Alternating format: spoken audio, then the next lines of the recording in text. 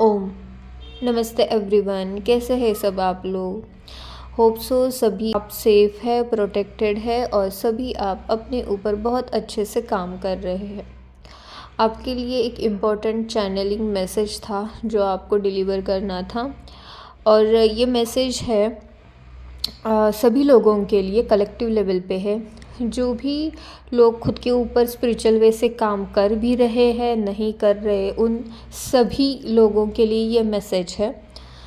देखिए, ये जो मैसेज है इसका जो मीनिंग है ये है कि यहाँ पे अपनी जो मदर अर्थ है वो लिटरली स्प्लिट हो गई है। स्प्लिट इन द मीन्स ऐसा नहीं कि यहाँ की मदर अर्थ जो है इसका हिस्सा अलग हुआ है, इसका हिस्सा अलग हुआ है, नो, उस तरीके से नहीं। आप अगर बहुत रील्स वगैरह भी देखते होंगे, यहाँ हर जगह पे आप देख रहे हैं कि एक स्पिरिचुअल एनवायरनमेंट क्रिएट किया जा रहा है, ठीक है।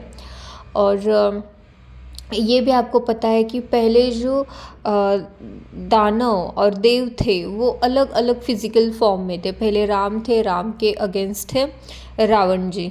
नेक्स्ट इसमें थे मतलब आपको पता होगा कि जब कृष्ण थे वहाँ पे पांडव और कौरव अलग अलग थे। ये सभी आप लोगों को पता है। पर अब की सिचुएशन क्या है, एक ही इंसान है, उसके अंदर दानव भी है और देव भी है। इसका मतलब है पॉजिटिव एनर्जीज भी है और निगेटिव एनर्जीज भी है, कली भी है और कल्कि भी है। अब ये मैसेज ये बता रहा है स्प्लिट हो गए। इसका अर्थ ये है कि यहाँ पे जो कली टाइप के लोग हैं, जो निगेटिव एनर्जीज़ के लोग हैं, लोअर कॉन्शियसनेस बोलिए, लो वाइब्रेशनल एनर्जीज़ के लोग हैं, वो डिफरेंट पड़ रहे हैं। मतलब कि वो कल्कि लोग जो है, जो पॉजिटिव लोग हैं, प्योर एनर्जीज़ के लोग हैं, उनसे वो अलग हो रहे। किस तरीके से हो रहे देखिए, जब भी हमारी कुछ वाइब्रेशन चेंज होने लगती है, जब इंसान खुद की अंदर से प्योरिटी में आने लगता है, तो उसके आजू बाजू की जितने भी लोअर वाइब्रेशनल एनर्जीज़ के लोग होते हैं वो अपने आप छूटने लगते हैं, ठीक है। तो आप तो जानबूझकर कुछ भी नहीं करते हो, ठीक है, क्योंकि उनकी वो लोअर कॉन्शियसनेस का मतलब क्या है, 3D कॉन्शियसनेस का यहाँ पे मैं एक्सप्लेन करना चाहूँगी। कुछ लोगों का गलत मीनिंग भी होता है, इसके लिए मिथ्स भी है।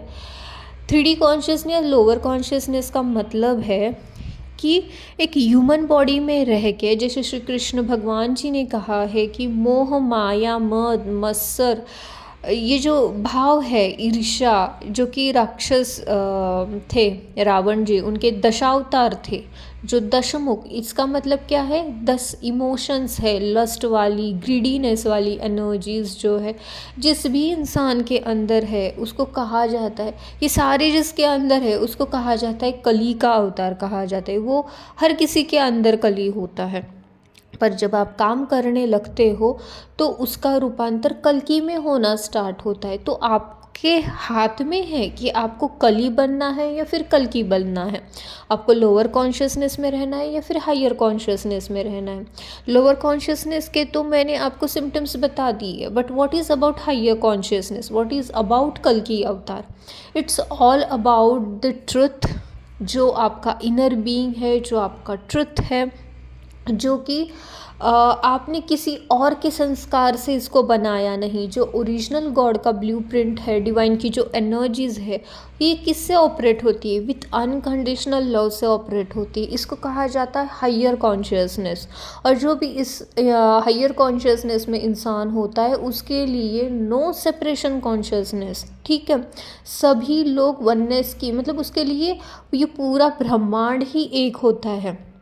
अब आप यहाँ पे देख भी रहे होंगे तो मैं हर एक इसमें एग्जाम्पल बोलती हूँ और मेरे जो गुरु भी है वो भी बोलते हैं, इनफैक्ट भगवान खुद ये बोलते हैं कि जिस तरीके से हमें हमारे घर के जो लोग हैं, सदस्य हैं, वो इकट्ठा एक साथ बैठ के हंसी खेल से, एक अनकंडीशनल लव से इकट्ठा बैठे, हमें ऐसे लगता है। पर what about the God, divine father and divine mother, जो इस पूरे ब्रह्मांड को चलाता है, उनको भी तो ऐसे लगता होगा, उन्होंने ही तो हमें क्रिएट किया है, राइट। तो उनको भी लगता है कि यहाँ पे पूरा परिवार एक भाव से रहे। यहाँ पे कोई जात नहीं, कोई धर्म नहीं है, सभी एक समान विथ अनकंडीशनल लव यहाँ पे रहते हैं। This is called about everything is about higher consciousness.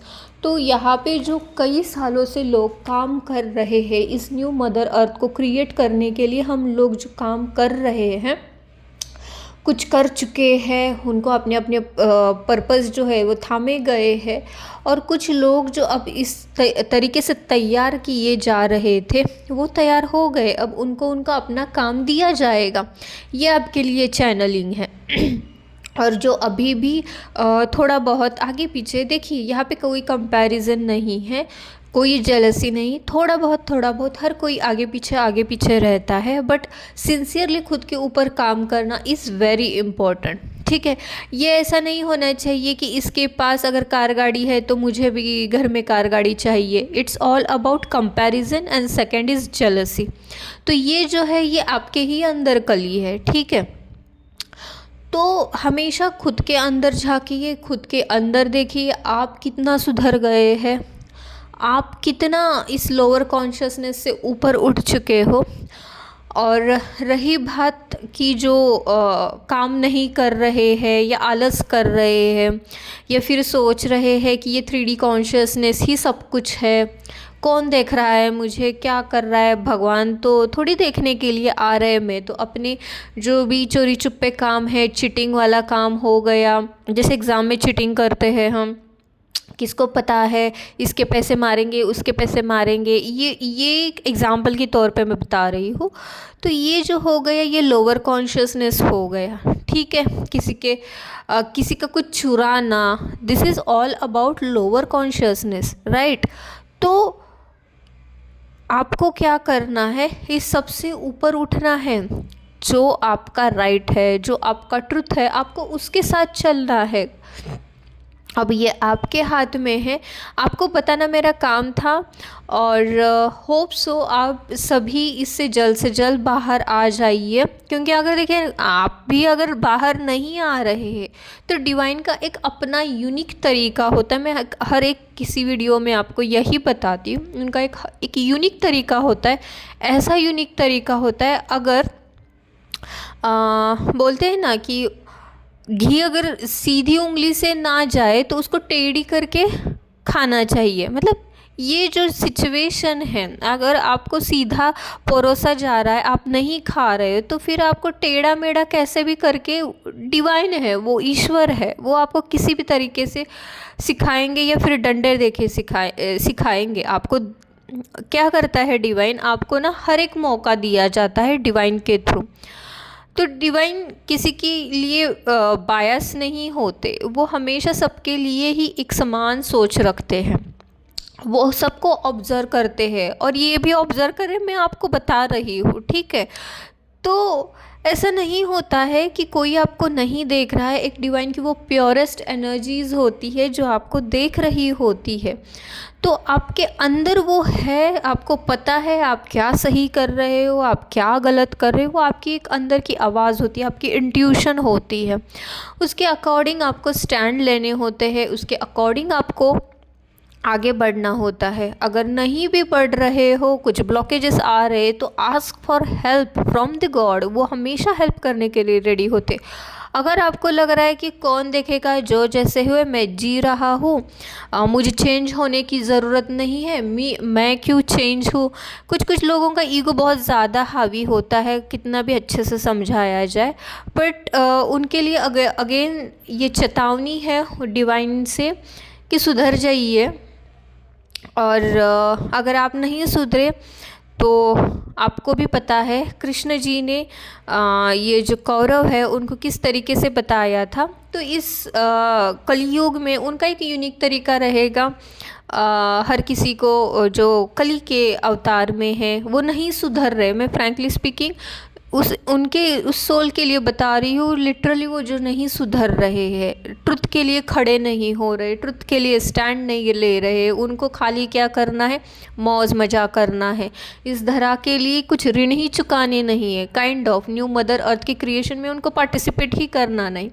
तो उन लोगों के लिए भी है, उनको शायद थोड़ा टाइम लग सकता है क्योंकि डिवाइन के इंटरवेंशंस होते हैं, तो वो झेल भी नहीं पाएंगे उस टाइम पे जो सफरिंग्स होती है। सो आई रियली मैं आपको बहुत प्यार से और अनकंडीशनल लव से सबको बता रही हूँ, जो भी ये सुन रहे हैं गाइस, प्लीज़ प्लीज़ डिवाइन को सपोर्ट कीजिए, डिवाइन की प्योरेस्ट एनर्जी को सपोर्ट कीजिए इस न्यू मदर अर्थ क्रिएशन में। हम सब मिलके एक साथ हमारे न्यू मदर अर्थ को क्रिएट करने के लिए हमें सबको आगे बढ़ना है, और लोअर कॉन्शियसनेस को जितना जल्दी हो सके उसको पीछे छोड़ के हमें हायर कॉन्शियसनेस में, अनकंडीशनल लव में हमें शिफ्ट होना है, हमारी कॉन्शियसनेस उसमें शिफ्ट करनी है। और ऑलरेडी मदर अर्थ इसमें स्प्लिट हो गई है, ठीक है। तो ये आपके लिए मैसेज था, होप सो आपको इसकी हेल्प हो, और जल्द से जल्द आप खुद के ऊपर काम करिए, आगे बढ़िए। इतना आपके लिए ये चैनलिंग इम्पोर्टेंट मैसेज था।